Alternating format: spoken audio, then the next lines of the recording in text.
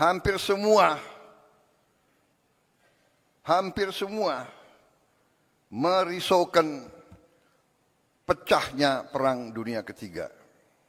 Tapi seluruh dunia berada di tengah perang ideologi besar. Perang ideologi besar di dunia, di mana dunia dipecah menjadi blok.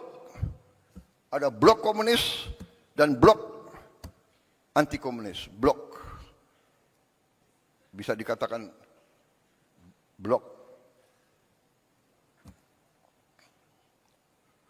demokrasi atau blok kapitalis. Ini kenyataan. Jadi Indonesia, kita harus sadar bahwa kita tidak hidup sendiri. Perang Ukraina akan berpengaruh kepada kita.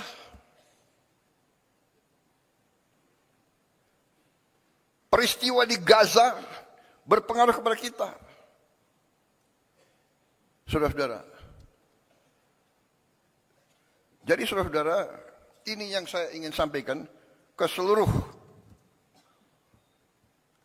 barisan pemerintahan. Marilah kita waspada. Marilah kita mengerti tantangan-tantangan yang ada di dunia ini. Saudara-saudara, saya baru pulang dari Eropa. Saya ketemu tokoh-tokoh dunia. Saya hadir di Davos. Puluhan kepala negara hadir. Hampir semua merisaukan pecahnya Perang Dunia Ketiga. Kita di sini menghadapi tantangan, ya, perubahan iklim mengakibatkan kita menerima banyak bencana dan sebagainya. Tapi sekarang di tingkat dunia mengkhawatirkan akan terjadi Perang Dunia Ketiga. Saudara-saudara, ada simulasi. Kalau terjadi Perang Dunia Ketiga, nuklir, kita yang tidak terlibat saja pasti kena. Kita akan kena partikel-partikel radioaktif. Mungkin ikan-ikan kita nanti akan terkontaminasi semua. Akan terjadi nuclear winter. Karena debunya akan menutup matahari. Dan menutup mataharinya tidak 1 tahun, tidak 2 tahun, tidak 3 tahun. Para ahli mengatakan bisa winternya itu puluhan tahun. Ini yang dibicarakan di dunia. Karena itu saya jalankan sebagai mandataris meneruskan warisan pendiri-pendiri bangsa kita. Saya menjalankan politik luar negeri yang menganut tetap garis kita bebas aktif tapi non-aligned, non-block. Kita tidak akan ikut fakta militer manapun.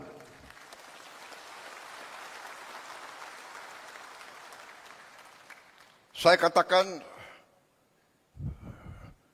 filosofi luar negeri saya adalah 1000 kawan terlalu sedikit, 1 lawan terlalu banyak.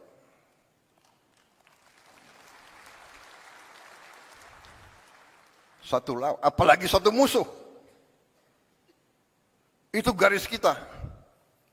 Tapi kita mengerti semua.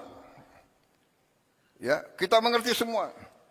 Kalau kita sungguh-sungguh mau non-blok, kalau kita sungguh-sungguh mau tidak terlibat dalam fakta, kalau kita sungguh-sungguh mau bersahabat sama semua, berarti kita sendiri.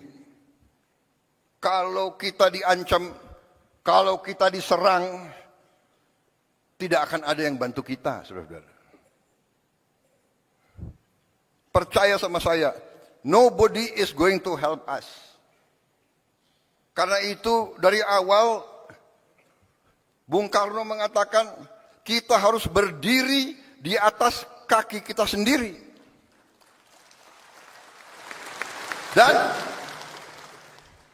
Panglima Besar kita yang pertama, Panglima Besar Sudirman mengajarkan kepada kita harus percaya kepada kekuatan kita sendiri. Saudara-saudara, dengan segala hormat kepada para pakar yang pandai dan pintar, yang punya banyak gelar, saya hormati mereka. Tapi dunia ini adalah keadaan nyata, bukan keadaan ideal. Saya selalu mengingatkan, mengajarkan yang berlaku di dunia ini sekarang adalah yang kuat akan berbuat apa yang mereka kehendaki. Yang lemah akan menderita. Itu yang kita lihat hari ini. Kita lihat di mana-mana. Jadi saudara-saudara, tugas saya sebagai presiden, sebagai pemegang kepercayaan rakyat yang disumpah, saya harus menjaga bangsa ini. Saya harus menjaga rakyat ini.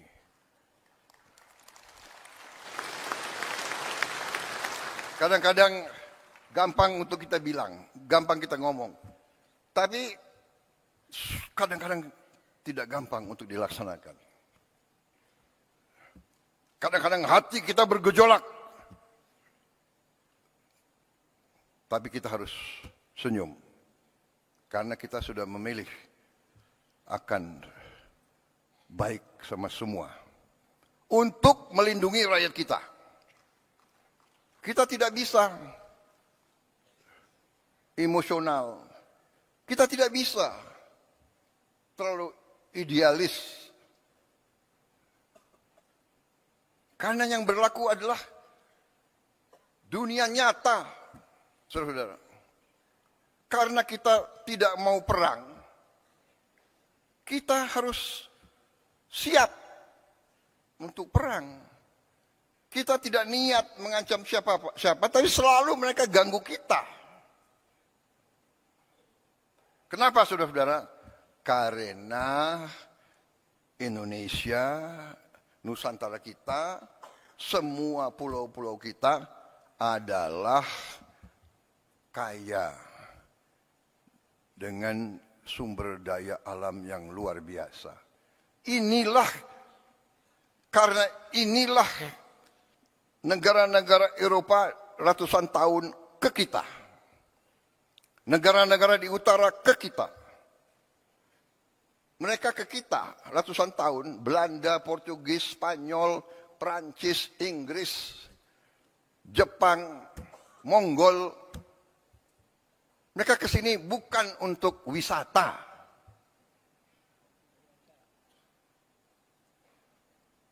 Mereka pertama datang mau dagang.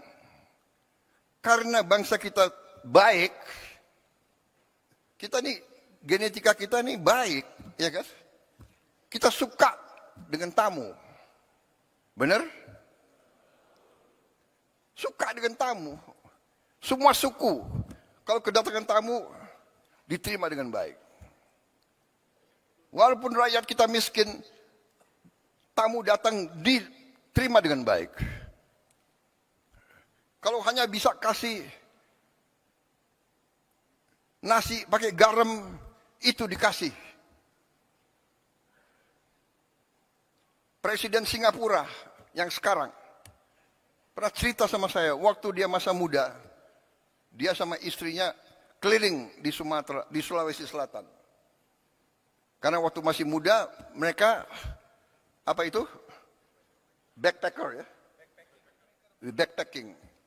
Jadi naik bus, numpang. Satu saat di tengah sawah hujan badai, mereka kesasar. Tahu-tahu ketemu anak kecil membawa mereka ke rumah orang tuanya. Mungkin di Sulawesi Selatan, saya tidak tahu namanya apa, Dukuh, ya, hanya kelompok 4-5 rumah.